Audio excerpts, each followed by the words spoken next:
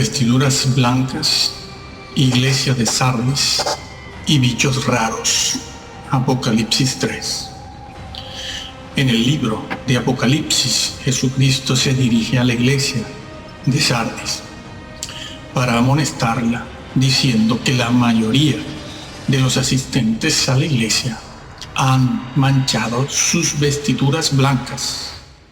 Y luego Jesús promete a los que no han manchado sus vestiduras que no borrará sus nombres del libro de la vida.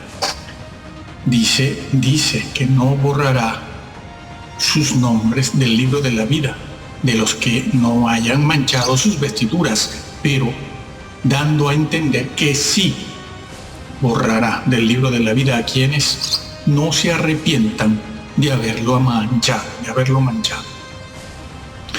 ¿Y cómo han manchado sus vestiduras estas personas, estos creyentes? ¿Y cuáles son las consecuencias? ¿Qué significa esto? En primer lugar, decimos que es absurdo calificar al libro de la vida, que aparece mencionado desde el Éxodo hasta el Apocalipsis, así como a las vestiduras blancas, de hebraísmos o figuras literarias, sinécdoque, metáfora, hipérboles, o decir que estas cosas fueron escritas para judíos, como si el Señor necesitase hablar de algo que es inexistente, un libro inexistente, un libro que no tiene sentido, o de una realidad que es una hipótesis y que no existe y no existirá. Así pues, ¿qué son vestiduras blancas en la Biblia y en el Apocalipsis? El color blanco en el libro de Apocalipsis simboliza la pureza del creyente en su vida en la tierra y también simboliza la glorificación en el cielo. Y es así porque la frase vestiduras blancas es símbolo de la condición moral y espiritual del cristiano. Si las vestiduras están sucias, es símbolo de una conducta pecadora, mundana, alejada de la justicia de Dios, ¿sí? No manchar las vestiduras blancas significa caminar por la vida en la justicia de Dios, sí, como lo dijo el Señor, el Redentor. Buscad. Es por eso que Él dijo, buscad el reino de Dios y su justicia. No solo dijo justificado por la fe, dijo muchas otras cosas, entre ellas esta: buscad el reino de Dios y su justicia. Por cierto, que la frase y su justicia, la que se debe buscar, no aparece en muchas versiones modernas. ¿Por qué? Porque no les gusta el tema este de la justicia, la ley, la moral, ¿no? Bueno. Vestiduras blancas, como dijo el apóstol Pablo, es andar renovados y revestidos en justicia y santidad. O en boca del apóstol Pedro, es andar en santa y piadosa manera de vivir. Sí. O como lo dijo el apóstol Juan, guardando sus mandamientos. Aunque hoy por estas tierras y en casi todas partes del mundo occidental, el occidental, nos dicen que eso de vestiduras blancas, libro de la vida, velar, esforzarse, ser sobrio, uy, qué sobriedad, santurrones, pureza, puritanos. Eso es hablar muy mal, porque eso es falta de amor. No se ha de hablar de esas cosas. Esas cosas son para que el creyente las lea en su casita. Sí, en su casa las van a leer, sí, ya se nota, lo estamos viendo. O como alguien dijo, una vaca sagrada, hace muy poco tiempo, dice el libro de la vida. El libro de la vida, a ver, bueno, todos morimos en pecado, dijo. Es una vaca sagrada la que ha dicho esto. Lo siguen miles de personas. Es un predicador de fama internacional. Están arrastrando sutilmente a muchos creyentes al infierno. Pues bien, vestiduras blancas representa el modo de andar y vivir que no ha sido contaminado y que ha sido y será aprobado por el Señor en el día del juicio. Una vida no contaminada es una frase que se usa como referencia a la mente que no ha sido contaminada por los valores del mundo, por las modas y prácticas de nuestra sociedad y cultura que está alimentando cada vez más un sexo exagerado, abusivo, pedófilo y promiscuo, con modas y prácticas y costumbres que al final terminan por romper familias enteras, con hijos abandonados, hijos de 15, 18, 20 años, incluso con jóvenes que quedan solos, olvidados, deambulando de un sitio a otro, buscando en los basureros un mendrugo de pan. Yo lo he visto, por eso lo puedo decir. Lo he visto más de 1, 2, 3, 4 y 5 veces. Me lo encuentro casi cada día. Y esto ante la mirada esquiva de los mismos, de algunos creyentes que, junto con los impíos, solo votan en las urnas electorales por los gobernantes que les garanticen la vida muelle, sexo libre. Sí, eso está pasando, amigo. Drogas a placer. Y no votan por un gobierno que quiera ceñirse a los 10 mandamientos. Eso de una vida que no está contaminada con el mundo es una alusión a algo que está de moda y que está en la Biblia, como veremos. A eso de las fantasías de la mente, fantasías que no es otra cosa, como lo llamo yo, que hipnotismo magnético y mágico. Está en el ambiente con mucha fuerza. No lo estaba, pero en la tierra han cambiado los paradigmas y las fortalezas, sí. La frase vestiduras blancas es una alusión al modo de ser y hacer del creyente fiel, que no se amolda al mundo, no, y no ha dejado minar su vida, como quien no deja minar su salud, viviendo de cualquier forma, comiendo de cualquier forma, drogándose, etc. Así que no han dejado minar su vida poco a poco, a lo largo de muchos años, porque este tema, que es un fenómeno, eso de dejar minar la vida, no es algo que ocurre en un mes, en un año, ni en 5 siquiera. Se deja minar la vida y eso se nota a lo largo y después de 20, 30 años, casi toda la vida se toma para uno dejar minar la vida, poco a poco. Porque eso de minar en la Biblia, sí, la palabra aparece, el vocablo.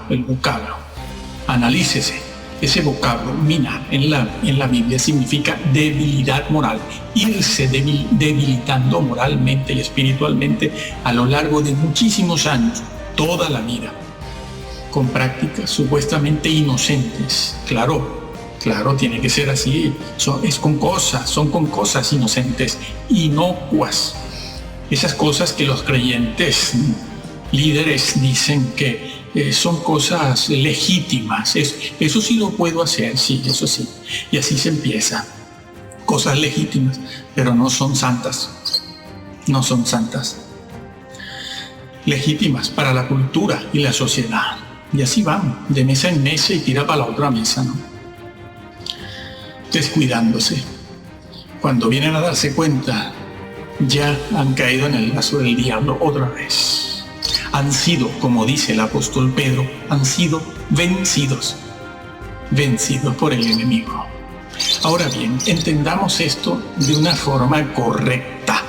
No se trata de tener una actitud contestataria en la vida, como les gusta a muchos cristianos desempeñar en el templo, no en sus trabajos, no.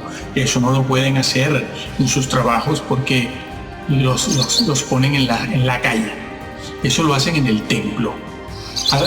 Actitudes y conductas contestatarias y rebeldes.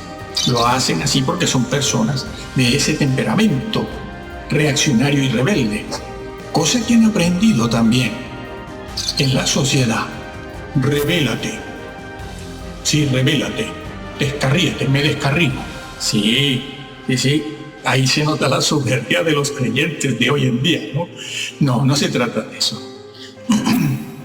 No se trata de demostrar un carácter así fuerte, ¿no? Como muchos creyentes, y sobre todo de púlpito, que les gusta dar con el puño en el púlpito. Eso lo podían y sabían hacer los grandes hombres de Dios, pero tenían autoridad moral. Aquellos tiempos eran otros y aquellos hombres eran otros. No se trata de esto. Antes se trata, como lo dijo el apóstol Juan, no améis al mundo ni las cosas del mundo. Si alguno ama al mundo, el amor del Padre no está en él. Porque los deseos de los ojos, la vanagloria de la vida, los deseos de la carne, etc., no provienen del Padre.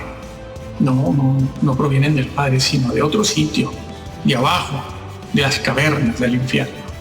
Sí, del padre de mentira, el asesino. De allí. Bueno, eso es, se trata de eso, de no amar al mundo y sus cosas. Pues bien, a los creyentes que no han manchado sus vestiduras, Jesús las califica de dignas, no solo aquí, en otros sitios, pero bueno, aquí a la iglesia de Sardis, a estos pocos creyentes de vestiduras blancas que no las han manchado, las califica de dignas porque no tomaron parte en el culto pagano, en los cultos paganos, ni en la carnalidad de los impíos y apóstatas. No ensuciaron sus vestiduras con la gula de las comilonas, ni con las medidas falsas y las pesas falsas. El Señor se molesta muchísimo cuando el creyente utiliza medidas, pesas falsas. No contaminaron su vida. No asistieron a los bautizos paganos, aunque fuera de la familia. El que ame más a padre y madre no es digno de mí, dijo también, ¿no? Ni se entretenían estos creyentes viendo complacida y felizmente a los Simpson, que se burlan de Jesucristo con blasfemias e insultos propios de homosexuales. Nada de gay, homosexuales, por no decir una palabra grosera, ¿no? Son dignas porque no dieron cabida en sus cuerpos a la deshonra. No dieron cabida en sus cuerpos a la deshonra con los tatuajes. No se puede llevar la Biblia tatuada en el cuerpo, en la carne, está prohibido. Sino que la Biblia se lleva tatuada en el corazón, en la mente, que no la conocen, no conocen al Dios en el cual dicen creer y adorar. ¿Creen ustedes que el ojo del Altísimo no lo ve y le duele? ¿Nos tendrá por inocentes? Daremos buena cuenta de ello. Sí. Ahora, estos creyentes fieles de Sardis andarán en la comunión eterna con Dios en justicia y con vestiduras blancas. En realidad serán revestidos. Lo vemos ahora. Por otra parte, cuando Jesús, el Hijo de Dios, habla de los que sí se han contaminado en la iglesia de Sardis, que son la mayoría, lo dice él, se dirige a aquellos que han dejado morir su vida espiritual, ética y moral, es decir, la santidad. Han dejado morir la santidad. Aquella congregación hacía lo mismo que hacemos nosotros. Ellos decían que tenían obras y el Señor se los reconoce siempre a todas las iglesias. Tenían obras, sí, pero las obras que esgrimían eran obras muertas y tenían nombre de que vivían, ¿no? ¿Quién hubiera sospechado algo así? Nadie. Hoy en día no conocemos, nadie sabe dónde hay una iglesia muerta, porque todas están, brincando, saltando, ¿no? Como Usa cuando llevaba el arca, cantando, celebrando, brincando, jolgorio, gozo, alegría, paz, el Espíritu de Dios. Nadie sospechaba que solo faltaban segundos para morir. ¿Quién lo hubiera dicho? Sí.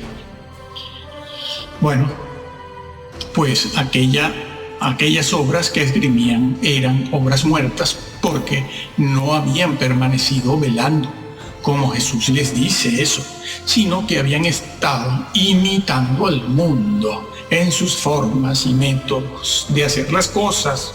Habían seguido al mundo en su molde, así como lo imitan y lo siguen hoy también, ¿no? Incluida la forma de hacer y adorar al Señor con la música.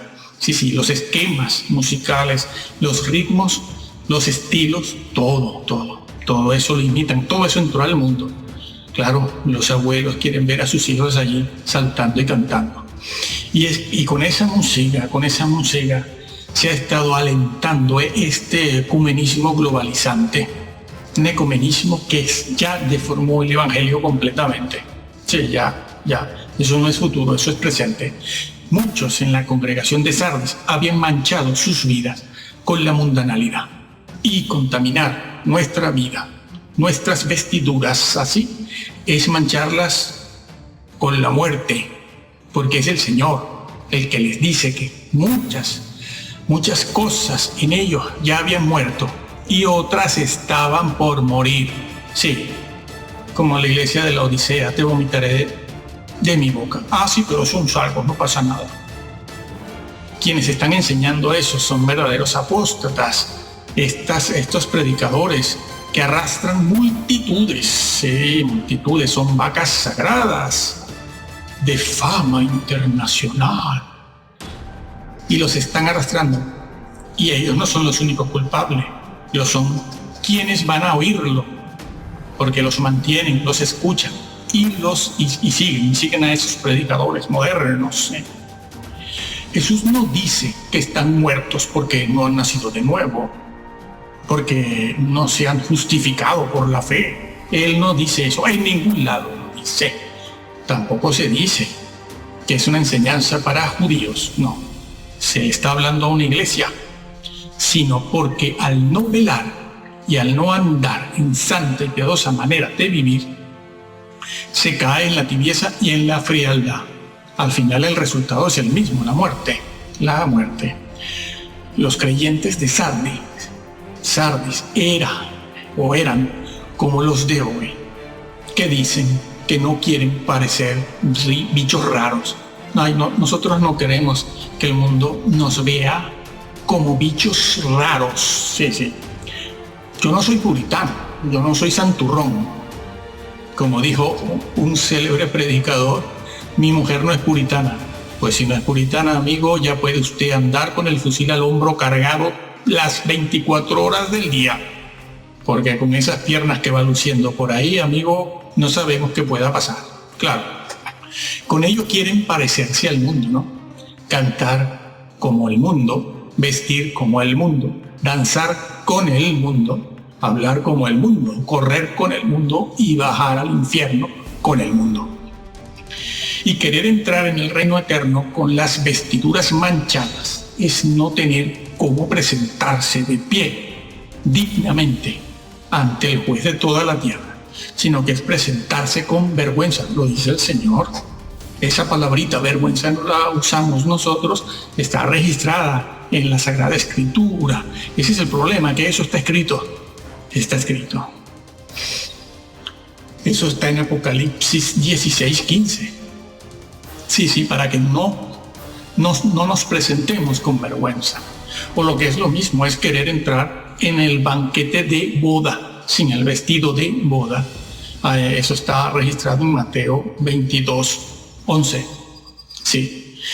Este señor que entró en el reino sin vestido de boda y que luego Jesús lo manda a echar afuera, lo saca del reino. Esta persona es echada afuera porque entró sin la vestidura de boda, sino con un vestido sucio, manchado. Venía del trabajo. En la parábola venía del trabajo. No había ido a casa a cambiarse, a vestirse en la manera adecuada y que exige el ir a una boda, sino que él terminó de trabajar y así como estaba se fue allí a la boda. Claro, con vestiduras sucias propias del trabajo. No era un vestido adecuado para estar en una fiesta o una celebración de boda. Y eso es lo que dice Jesús en todas partes.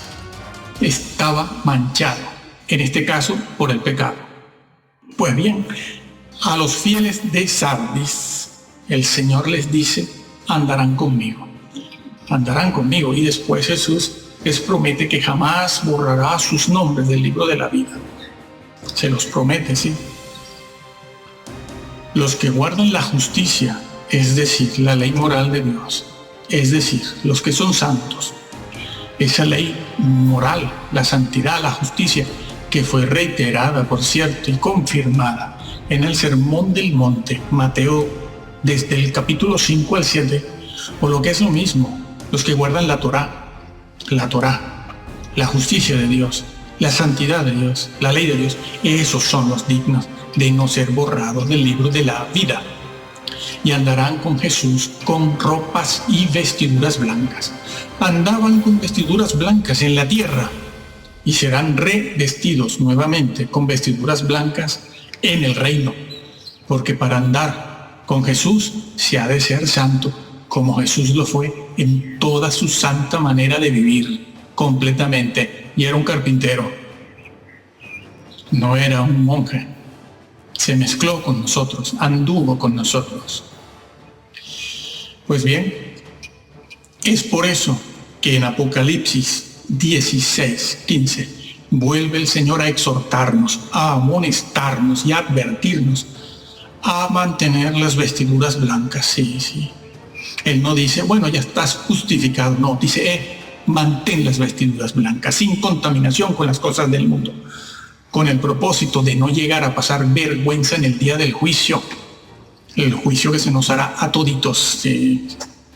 Y en el capítulo 20:14, Jesús alaba a los que están lavando, presente continuo, están lavando permanentemente sus vestiduras, constantemente, para tener derecho a la justificación. No, tener derecho al árbol de la vida. No dice que tienen que nacer de nuevo, no dice nada de eso, sino que tenemos que vivir en arrepentimiento, velando y apartándonos del mundo. Y no me vengan a decir ahora que eso es salvación por obras, porque no lo es. Han entendido mal todo. O que ya están seguros de la salvación porque han sido predestinados, pues han entendido mal Romanos 8. Lo que sí enseña el libro en todas partes, es a cuidar el llamado y la elección.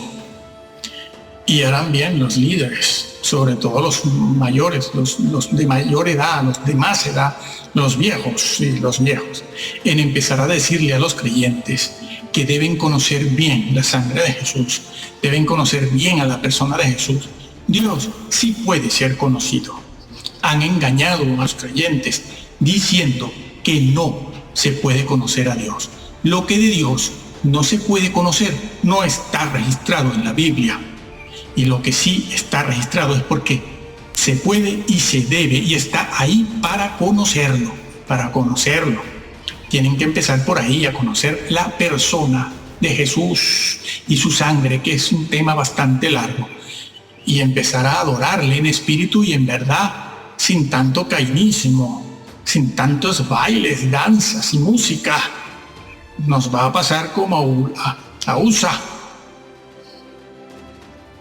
Murió llevando el arca, en pleno holgorio y celebración. Sí. Cuando en Apocalipsis 7:14 aparece una multitud de creyentes ante el trono de Dios, allí en Apocalipsis aparece una gran multitud de los salvados en el cielo. El apóstol Juan, que está teniendo esa visión, pregunta, ¿quiénes son ellos?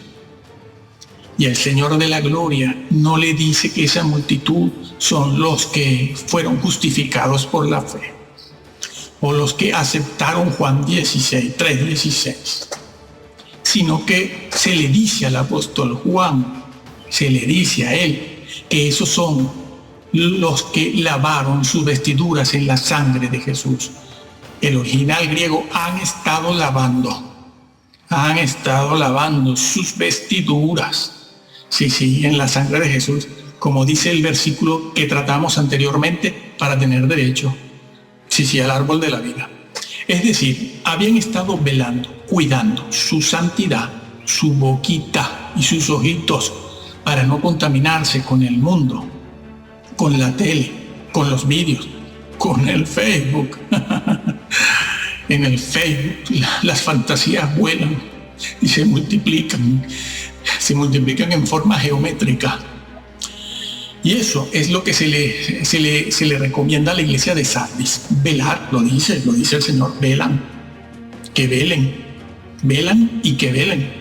Aquella multitud lavaba sus vestiduras en la sangre de Jesús, el santo, el bendito, en Jesús, el comandante de los ejércitos celestiales, sí, nada menos, el comandante en jefe supremo. Sí, Él es comandante. Jesús no es ningún tonto, ni es menso, ni es amanerado. Ay, crean en mí, por favor. No, es un guerrero. Apareció en el campamento de Josué, sucesor de Moisés. Es allí donde se dice que Él es el ángel de Yahvé, el comandante en jefe de los ejércitos celestiales. Se le aparece a Josué, y cuando Josué lo ve, presiente algo y le pregunta: ¿quién eres? Y el comandante en jefe de los ejércitos celestiales le dice: quita tu calzado porque estás en tierra santa, estás pisando suelo santo. ¿Y sabes cómo lo vio Josué? Con la espada en la mano. Sí. Ay, espada no queremos guerra. Ay, amor, seamos todos uno, ecumenismo, paz, amor. Ay, no. Sí. Esa es nuestra valentía. ¿Qué pasaría si vinieran a degollarnos por aquí? Pues sí, se le apareció a Josué con una espada, un guerrero, porque estaba en guerra. Y así vendrá, sí, hay que decirlo porque está dicho, vendrá con la espada de su boca. Ya pudo haber dicho la espada del Espíritu también, pero dice la espada de su boca. Y también dice esa porción de la Escritura que con esa espada va a matar a un montón de gente. Léelo, Apocalipsis del 18 en adelante. Va a matar gente, sí, va a matar. Ya no vendrá, no entrará con un burrito manso, viene en caballo de guerra. Alábalo, porque no existe ser más gallardo, más valiente, más combatiente como Jesús, el Mesías, el Hijo de Dios, y reflexiona sobre Él, sobre lo que Él hizo, que Él solo en su humanidad. Venció a todo un vasto ejército de poderosísimos ángeles rebeldes de las tinieblas, poderosísimos. Los ángeles fieles no pudieron ayudar al Señor. No, como mucho le pasaron la mano por la espalda para consolarlo, alentarlo. Ni Jesús pudo echar mano de la fuerza, el poder de su propia naturaleza divina, mejor dicho, de su deidad. Deidad siempre será mejor que divinidad. Jesús no pudo echar mano de su naturaleza divina, de su deidad, para poder mitigar, para poder sobrepasar todas aquellas situaciones de sufrimiento, dolor horribles. La flagelación, la cruz. Jesús no pudo, lo tuvo que hacer completamente en su humanidad, solo su humanidad, para poder obrar la redención. Así que alábalo a Él. Menos salto, menos canto y más doctrina sobre la persona del Señor. Pero la iglesia de Sardis tenía un remanente de creyentes, lo dice la Biblia, unos pocos. Remanente es una verdad bíblica que cruza la Sagrada Escritura de tapa a tapa, de que a pesar de que en el pueblo de Dios siempre hay muchos, será un remanente el que se salve. Esa es una verdad bíblica siempre, un remanente. Eso que nosotros decimos 4 gatos, no lo decimos nosotros, es que eso también está escrito. Ese es el problema que tienen. No es que seamos negativos, no, son 4 gatos, un remanente. Pues bien, esos que han sido fieles, ese remanente que hacen la voluntad de Dios, van a ser revestidos con vestiduras blancas. Esta segunda vestidura blanca con la que son revestidos por el Señor en el mismísimo cielo, no se refiere a una nueva conversión, Dios mío, como si estuviesen reconvirtiéndose en el reino eterno, sino que es el vestido o el sello de aprobación de la santidad de esos creyentes que fueron santos en toda su forma y manera de vivir. Y además, en la Biblia, el obtener la vida eterna se califica muchas veces de premio. Nosotros entendemos por premio alguna cosita extra que nos damos. Incluso he visto a los creyentes que se dan el lujo de despreciarlo. Dicen, bueno, yo voy a pecar un poquito por aquí y si no obtengo premios no importa. Yo con un rincón me conformo. Los rincones no están en el cielo, están en las cavernas. Y además es ir contra el propósito de la predestinación. Decir una cosa como esa es blasfemar, ¿lo sabías? Esa es una blasfemia. Quien diga eso no entra. Sí, lean bien Romanos 8 y también 1 Corintios 3. Pero bien, exégesis desde el griego. Bien, el Señor les dice, no borraré sus nombres del libro de la vida y confesaré sus nombres delante de mi Padre y de los ángeles. Sí. Así que decimos aquí que somos predestinados para ser como el Mesías, Jesús, sí, ese que se ha puesto de moda decir Hamashiach. Los más cristianos dicen ahora Hamashiach, ¿no? Copiándose de los mesiánicos, porque así lucimos más teólogos que nunca. Nada, hermano, usted puede decir el Mesías. Dios sabe que usted se refiere a su Hijo, Jesús, el Hijo de Dios, el Mesías. No tiene que copiarse ahora todo el mundo Hamashiach. Qué cursi, amigo, qué cursi. Hamashiach. El tema de adorar al Señor no es un tema fonético. No es un tema fonético. Es un tema que está en la mente, del alma. El Señor sabe que estamos hablando de Él. A ver si los chinos también, y los hermanos japoneses, y los hermanos africanos, los vamos a obligar a hablar el hebreo. Dios mío, no es un asunto fonético, por Dios. Somos predestinados a ser como el Mesías, Jesús, y cuidar la salvación. Nada de salvos, siempre salvos. No lo enseña la Biblia. Tergiversar lo enseñado en el libro de Apocalipsis sobre las vestiduras blancas y sobre el libro de la vida, diciendo que bueno, al final todos morimos con algún pecado, para darles después la razón a los reformadores calvinistas, que nadie, muy pocos saben lo que ellos enseñaron.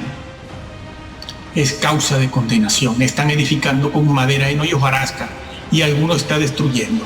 No, la palabra destruir. En 1 Corintios 3, cuando dice, y el que destruyere el templo de Dios, Pablo usa la palabra templo para referirse a la persona, siempre lo hace así. Muchos están destruyendo el templo, las vidas, la fe de las personas con una doctrina errada. Serán condenados también por destructivos. Nosotros concluimos aquí diciendo que el libro del Apocalipsis termina con una soberana y severa advertencia, una seria amonestación y también bendición para los que lo lean, lo crean y respeten toda la doctrina en el contenido. No todo el libro es simbólico. Muchas partes son históricas y otras partes son literales. Pidan la iluminación del Espíritu Santo, que al final no se hace tan difícil saber lo que ese libro dice. No quites, hermano, no agregues. Léelo, créelo, practícalo tal cual te lo encuentras, tal cual fue escrito para todos. Su interpretación, por lo general, más de la mitad, no pertenece a una élite teológica, ni a estos modernos mesiánicos. Acércate al Señor, búscalo, ámale, Jesús solo Jesús, en la Trinidad. Solo Jesús obró la redención, solito Él en su humanidad. Y Él es una de las personas de la triunidad. Pero solo Jesús, que en tu iglesia se hable solo de Jesús.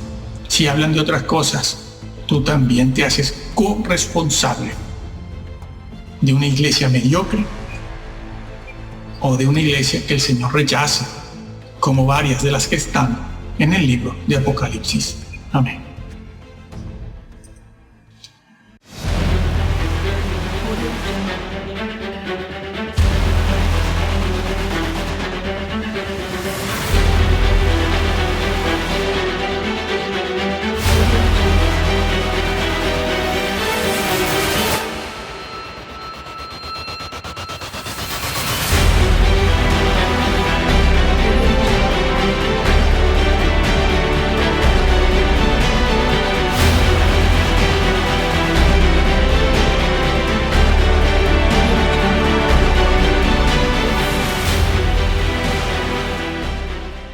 Bien, ahora hablaremos del libro de la vida, la predestinación, llamados y elegidos, pero especialmente del libro de la vida, que es nuestro tema aquí. Solo se puede borrar del libro de la vida lo que ha sido escrito, lo que se escribe, se puede borrar. Y en ese libro de la vida están registrados los nombres de los que han sido elegidos y que previamente han sido llamados, respetando así la verdad bíblica de que no todos los llamados son elegidos, porque esta expresión, esta frase llamados y elegidos, debe entenderse a la luz de la forma en que se usa en los evangelios, en la Biblia, a saber, muchos son los llamados y pocos los elegidos. No importa que esta frase sea una frase que pueda estar interpolada en un sitio o en otro, que la hayan tomado para interpolarla. Eso no niega la verdad que enseña. Tengan cuidado, no niega la verdad que enseña, porque esa verdad que enseña, esa frase, está corroborada de muchas formas en otras partes de la Biblia. Así pues, decimos y repetimos que el libro de la vida, esa frase, que aparece desde el Éxodo hasta el Apocalipsis, no puede ser considerada como un hebraísmo. Es absurdo considerarlo un hebraísmo. Pues bien, somos llamados para luego ser elegidos. Es decir, quienes respondan a esa llamada en obediencia, ese será elegido y predestinado, que ya lo ha sido desde antes de la fundación del mundo. No somos predestinados a ser salvos, sino, como dice Romanos 8, somos predestinados a transformarnos conforme a la imagen de Cristo, cosa que los cristianos hoy en día tenemos olvidado y despreciado, porque los que enseñan en los púlpitos y en las plataformas siempre nos dejan la impresión de que tenemos que ser salvos para escapar del infierno y portarnos bien. Sí, para escapar del infierno y portarnos bien. Cosa que, aunque es cierta, es solo el comienzo de la vida cristiana. Así pues, como lo dice el Antiguo Testamento, Yahvé elige al piadoso para sí. Elige al piadoso para sí. No quiere decir eso, que somos salvos por obras. No significa eso. Significa que Dios llama y la persona responde. Y si la persona responde, es una persona que vive en santa y piadosa manera de vivir. Es piadoso. Sí, es un santurrón, porque son los santurrones y los puritanos los que se salvan. Eso es lo que enseña la Biblia. Y entonces, de allí la frase usada por Yahvé, por Dios, que dice que Él elige al piadoso para sí, lo elige de entre los llamados. No significa salvación por obra, significa crecer en santidad, en obediencia. Y el mismo Señor lo enseñó con muchas otras frases con muchas otras figuras literarias, ¿sí? Como cuando dijo al que venciere. Yo no tengo que vencer porque ya yo soy predestinado y justificado. No, has de vencer. Saben ustedes que la salvación en la Biblia se presenta en 3 tiempos: pasado, presente y futuro. Fui salvo en el pasado, lo estoy siendo en el presente, pero he de alcanzar la salvación en el futuro. Sí, es que se utiliza también incluso esa frase: para que alcancéis, el que alcance, para que no dejen de alcanzar. Es así que tenemos que formular la doctrina y la teología, y no con nuestras boquitas y nuestras palabras y pareceres y opiniones, porque muchos se están perdiendo por eso. Es lo que enseña la fraseología bíblica. Salvo en el presente, pero es de ser salvo en el futuro, como quien tiene una herencia. La herencia es tuya en este momento. Somos herederos de alguna hacienda, finca o granja. Sí, pero todavía no la he heredado. Algún día la tendré que heredar. Será mía cuando la herede del todo, cuando llegue al final. Sí, todos somos llamados, y si todos los llamados cooperan con el suministro de la gracia divina, crecerán y madurarán en santidad y conocimiento de la persona del Hijo de Dios. Sin embargo, muchos de sus escogidos, después de recibir el perdón, la redención, la vida eterna, el Espíritu Santo, tal y como lo dice Hebreos 6, no están dispuestos a renunciar a todo. No están dispuestos a renunciar al mundo y a obedecer y cooperar con la gracia de Dios. Por lo tanto, cuando regrese el Señor, no estarán preparados y no entrarán en el reino milenial, ni pueden participar del premio, que es la vida eterna, porque la vida eterna se califica de premio. Sí, el vocablo premio en la Biblia se utiliza también para hablar de la mismísima vida eterna.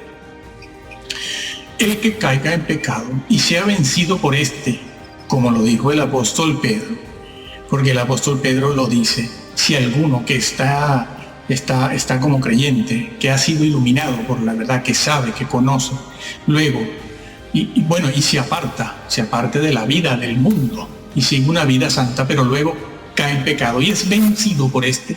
Quiero explicarte una cosa.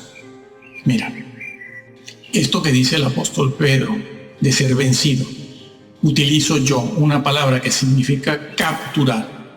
Es decir, como el diablo te capture en esa caída, no saldrás de allí más nunca en la vida. ¿Por qué? Por lo que dice Hebreos 6, por ejemplo. Es imposible volver a crucificar a Cristo.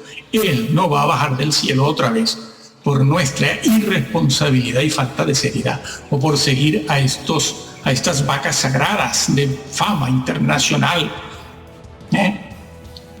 predicadores de multitudes, cosa que no ha tenido nadie en la historia, ¿no? El engaño es muy sutil. Pues bien, el que caiga en pecado, repetimos, y sea vencido por este, no entra en el reino. Y es absurdo calificar al libro de la vida por ello de hebraísmo, solo porque niega la predestinación al estilo de los reformadores de la edad del siglo XV. Hoy se hace mucho énfasis sobre lo que dijeron y enseñaron los reformadores del siglo XVI, XVII y posteriores también. Y nos preguntamos, ¿por qué estos modernos guías del pueblo de Dios, incluso los mesiánicos, estos modernos guías y líderes, no leen primero a los padres de la iglesia antes que leer, o primero que leer a Agustín, o a Calvino, o a Lutero, o a Zwinglio, o a Platón, o a Aristóteles, o a cuanto orientalista se aparece por allí, Zoroastro, Lao Tse, Buda? ¿Por qué? ¿Saben quiénes eran los padres de la iglesia? ¿A qué no? No eran los curas, ni la Iglesia Católica, ni el Vaticano. Esa es la impresión que dejan caer desde los púlpitos, porque Así es más fácil manipular a los creyentes. Mira, los padres de la iglesia de primera línea, los padres de la iglesia de primera línea, eran los discípulos de los apóstoles, nada menos. Eran los discípulos de los apóstoles. Ellos recibieron la fe, la doctrina y la vida práctica de mano de los mismísimos apóstoles. Estuvieron allí en carne, lo vivieron, no se lo contaron a ellos. Ellos lo vivieron. ¿Y qué enseñaban ellos, los padres de la iglesia? Los curas, no, los curas vinieron mucho más tarde, hacia el siglo IV y V. Empieza realmente a verse la iglesia de Roma tal y como la conocemos hoy. Antes no. Los padres de la iglesia no eran curas. Si alguien ha dicho eso, ha engañado. Deben estudiar. Lo que pasa es que los púlpitos hoy en día lo ocupan a veces personas que no han pasado por un seminario teológico. Ponen en los púlpitos a personas que pertenecen a la tribu, el nepotismo eclesiofamiliar. Sí. Van comprando libros por las librerías cristianas, los van leyendo y después los sueltan en el púlpito. Claro. ¿Qué enseñaban los padres de la iglesia de primera fila, de primera línea? Pues ellos también se consideraban llamados y elegidos, sí. Decían que estaban sus nombres escritos en el libro de la vida. Y ellos, sin embargo, al hecho de ser llamado y elegido, no lo consideraban como una garantía de salvación, tal y como hoy en día se enseña, ¿no? Sino que ellos velaban y cuidaban su salvación. Sí. Aquellos hombres, ¿cómo te los nombro? Clemente, Ignacio de Antioquía, Bernabé, Ambrosio, etcétera. Ellos velaban y cuidaban lo que el Señor les había dado en su gracia. Por ejemplo, para Clemente, padre de la iglesia, también era posible ser borrado del libro de la vida. Para él, sí, él lo dijo. Para él era posible ser elegido y dejar de serlo. ¿Y por qué le voy a creer más a los reformadores que a Clemente? ¿Por qué? ¿Quién estuvo con los apóstoles? Ignacio de Antioquía. Pensaba él que se puede corromper la doctrina, ¿sí? Y por lo tanto, si se corrompe la doctrina, se corrompe la fe de Dios, decía él lo decía. Y así se corrompe el maestro también, él lo decía. No nosotros. Se corrompe el maestro y por lo tanto se termina perdiendo la salvación, se termina en condenación. Algo que también enseñó el apóstol Pablo en 2 de Timoteo 3. Ten cuidado de ti mismo y de la doctrina.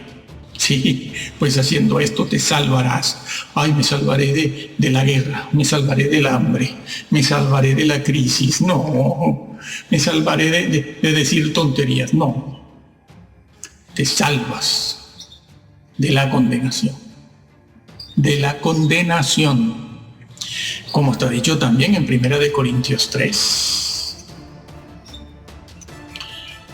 Y en la epístola de Bernabé se dice que si por ser llamado uno se confía y se echa a dormir en las propias debilidades, eso que nosotros decimos es que yo soy débil, eso es condición humana, déjame robar un poquito. Sí, él, Bernabé, repito, decía que si nos dormimos en nuestras debilidades, pecados y fantasías de almohada, y Satanás vuelve a tomar el control de la mente, el pensamiento y los hechos, la conducta, nos va alejando poco a poco del reino. Dice él que nos va empujando lejos del reino de Dios y su justicia, sin ni siquiera nosotros advertirlo ni percibirlo. Y así al final nos condenamos. Cuando Dios llama, se debe responder con seriedad, con responsabilidad, con fe y obediencia. Y es aquí donde todos tropiezan, porque ya intuyen que para obedecer hay que dejarlo todo o casi todo para crecer en santidad después. Sí. Saben, sienten, intuyen, piensan que tienen que obedecer a Jesús cuando dijo: si tu ojo te es ocasión, sácalo. Si tu mano o tu pie, sácalo. Sí, eso fue dicho a creyentes y discípulos del Señor, que son los que están arriba, que son los que están en esa condición desde la que se puede caer. Están en el lugar de donde se puede uno caer. Porque los incrédulos, los ateos, los visitantes, los que reciben un tratadito, el amigo y vecino mentiroso de al lado, ese no tiene de dónde caer, porque no es convertido, no está en Cristo, no está en la salvación. Se cae cuando se está en una condición elevada, cuando se tiene de dónde caer, es decir, de la gracia. No has cuidado, no, tu nombre es borrado. Así que saben que tienen que cortar, sí, cortar con vídeos, cortar con los Simpson, con las novelas, las fantasías amorosas, pensamientos vengativos, asesinos. No, eso de fantasías amorosas no me lo invento, eso está en Malaquías 2. Saben que después de que el Señor Yahvé denunció eso de los pensamientos en la mente, Él cerró el templo. Sí, el santuario, Él lo cerró. Él lo dijo: yo voy a cerrarlo por esto. Vuestras mentes, lo que pensáis. Dios no está metido en un rincón de la esquina para ver lo que yo hago en la cocina. Él no se ocupa de eso, sí, porque esa es la victoria que tenemos que ganar. Léelo. Nosotros tenemos un mensaje sobre Malaquías 2, nada más. Es mucho lo que hay allí, es bastante fuerte. Él cerró el templo del Señor. Dijo: bueno, esto se acabó porque no se puede. Sí, hay que cortar con eso, con los pensamientos vengativos, asesinos. Estamos rodeados de cainitas en el templo. Quienes estamos en la crema y la pomada, dentro lo vemos. Saben que tienen que dejar ciertas visitas y asociaciones, votar o tirar todas las revistas que tienen o están llenas de provocaciones y violencia. Dejar la bolsa de valores, sí, amigo. No. Eso de la bolsa de valores son de esas cosas que uno dice: bueno, eso es legítimo. No, será legítimo, pero no es santo. No es santo. Y estás llamado a ser santo. Tienes que dejar al mago. Harry Potter, ¿te gusta la magia? Claro. Que tanto aman los creyentes. Harry Potter. Tienen que cortar con las fiestas, celebraciones y las opíparas comidas. Opíparas, sí. Dejar la ropa ajustadita, insinuante, provocadora, que es la llamada del sexo, en el propio templo, por los pasillos, a veces brindando, dando la Santa Cena o recogiendo los diezmos, amigo, bajo el beneplácito de cuanto pastor, obispo, cura o sacerdote anda por allí, sí.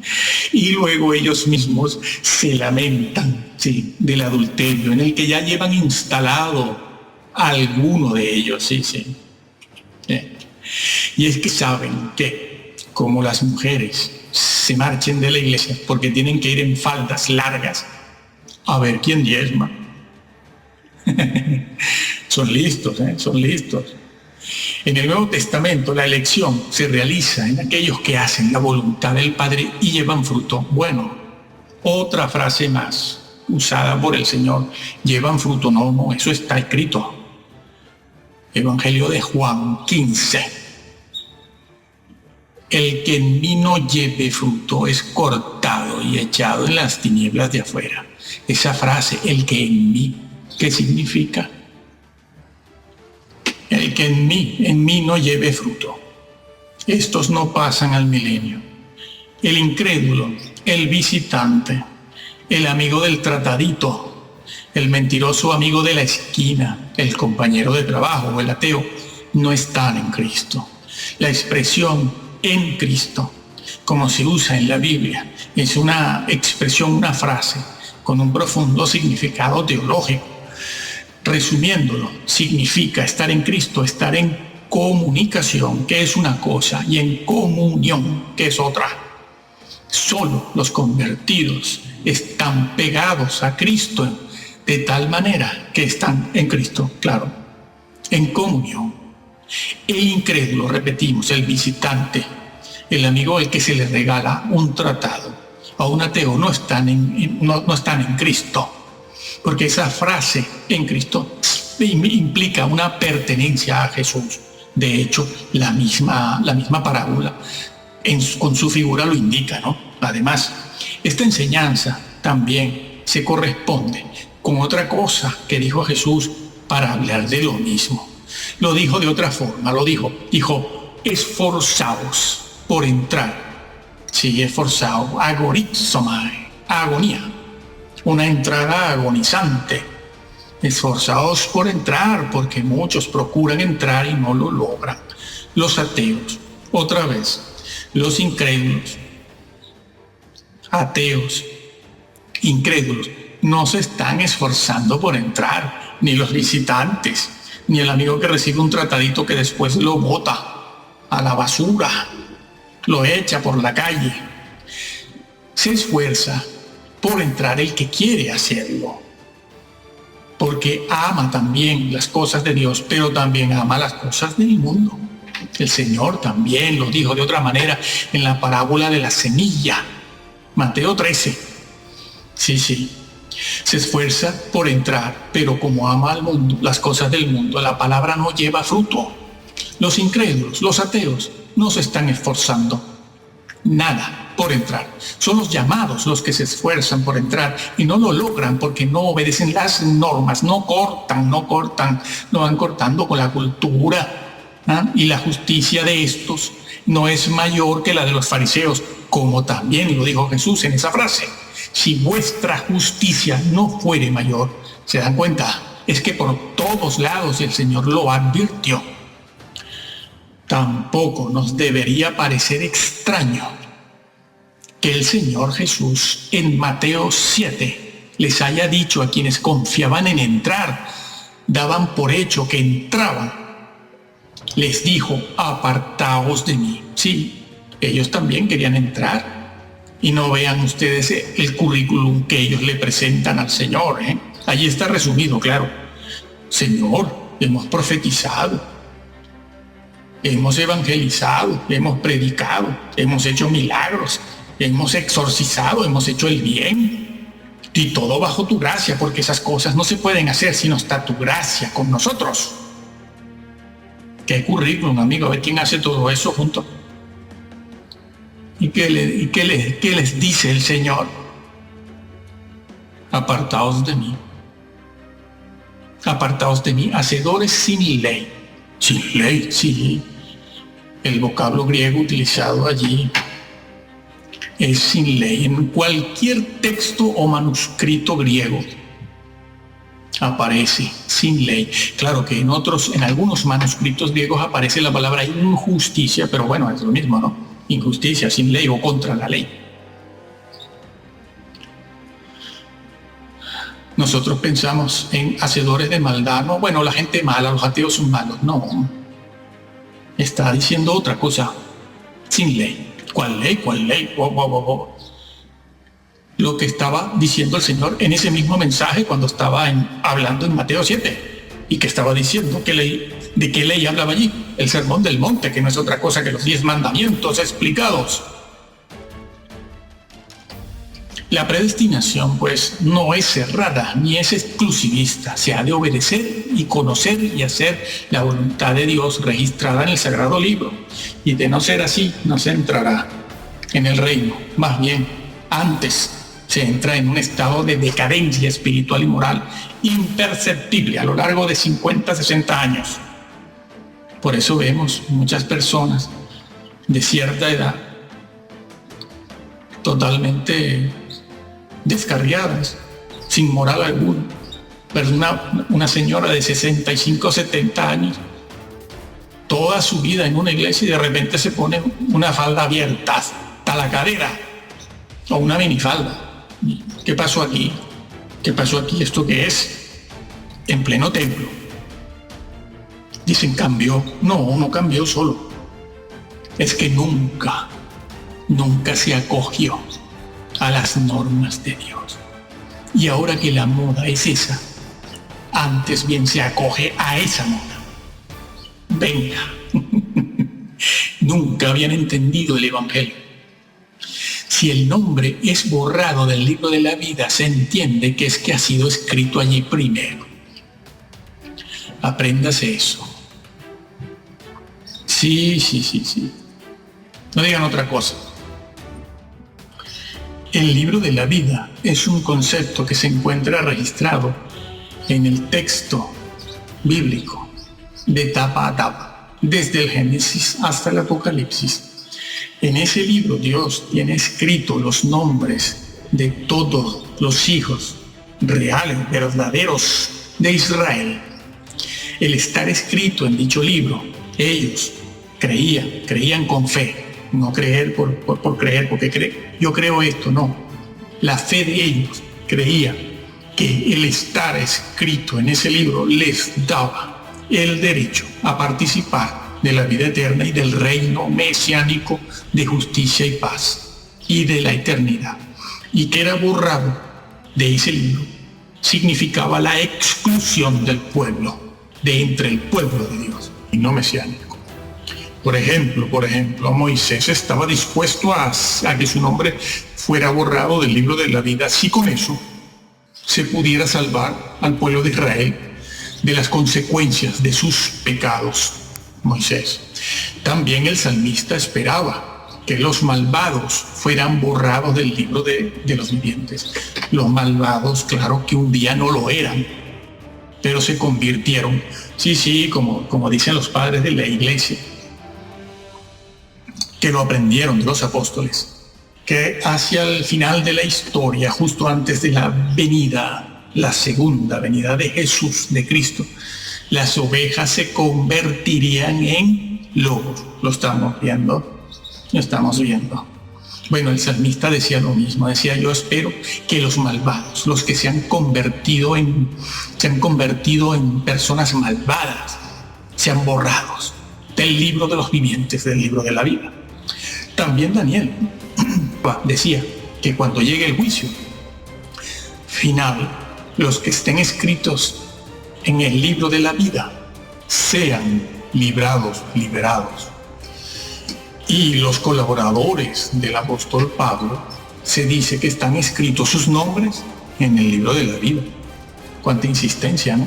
Cuánta insistencia. Jesús se los dijo a sus discípulos cuando regresaron de aquella misión a la que fueron a predicar, cuando el Señor veía a Satanás caer como un rayo desde el cielo. Pero estaban todos muy contentos, ¿no? Con el poder que tenían, ¿no? Se nos sujetan los demonios, se nos sujetan, nos obedecen. Sí, lo mismo que aquellos que sacando currículum en el juicio, ¿no? En tu nombre hemos hecho esto y aquello y lo otro. Sí, lo cual era verdad, ¿eh? Bueno, pero el Señor a los discípulos en aquella ocasión les dijo, están muy contentos, ¿no? Con el poder, sacando demonios. Alégrense más bien, de que sus nombres están escritos en el libro de la vida. Eso incluía a Judas. El que no esté escrito en el libro será arrojado además al lago de fuego. Sí, hay quienes piensan que aunque no estén escritos porque se han borrado sus nombres, después tendrán una segunda oportunidad. Hombre, ya nos gustaría que fuera así, ¿no? Pero resulta que el mismo libro de Apocalipsis también dice que aquellos cuyos nombres sean borrados son echados después en el lago de fuego. Apocalipsis 20 y Apocalipsis 21. Pues bien, Jesucristo confesará sus nombres ante su Padre y sus ángeles. Sí, los confesará. Estimado hermano, lo vamos a dejar aquí. Es nuestro deseo que tú leas la Biblia. Cuanto más sea, mejor. Nada nuevo es bueno. Todo lo antiguo. Ya la misma Biblia dice eso. Preguntad por las sendas antiguas. Busca una Biblia que sea de confianza. Puedes leer otras también para aprender a entender lo que hay en el texto bíblico. Puedes leer muchas, pero ten una que sea de tu confianza y créela tal y como te la encuentras, tal y como te la encuentras. No importa si alguna vaca sagrada por ahí, de esas famosas que arrastran multitudes de fama internacional, dice lo contrario. Tú crees lo que está escrito, porque el Señor lo dijo: por tus palabras serás justificado y por tus palabras serás condenado. Esa frase que está en Mateo, tus palabras, en la mentalidad judía, cuando se decía eso, se pensaba en todo el consejo de Dios, es decir, por tu doctrina, por las cosas que tú crees de la doctrina de Dios, por tus palabras serás justificado y por tus palabras serás condenado. No está refiriéndose a si yo digo una grosería, una palabra obscena, grosera, por lo cual vamos a ser juzgados también, claro, pero el Señor allí no se está refiriendo a eso. Eso, se está refiriendo a la doctrina.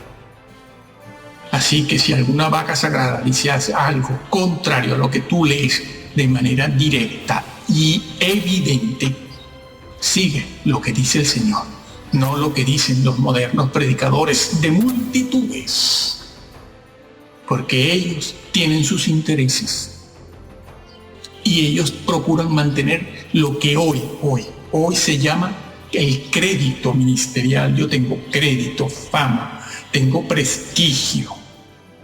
¿Lo entiendes? Eso no existía en siglos pasados. El prestigio aquí no tiene nada que hacer, pero los modernos predicadores sí tienen eso. ¿Lo puedes entender eso? Pues cuídate de eso, porque hay muchos maestros que edifican con madera, heno y hojarasca, y otros edifican de tal manera y con tal doctrina que destruyen tu salvación. Que el Señor te bendiga.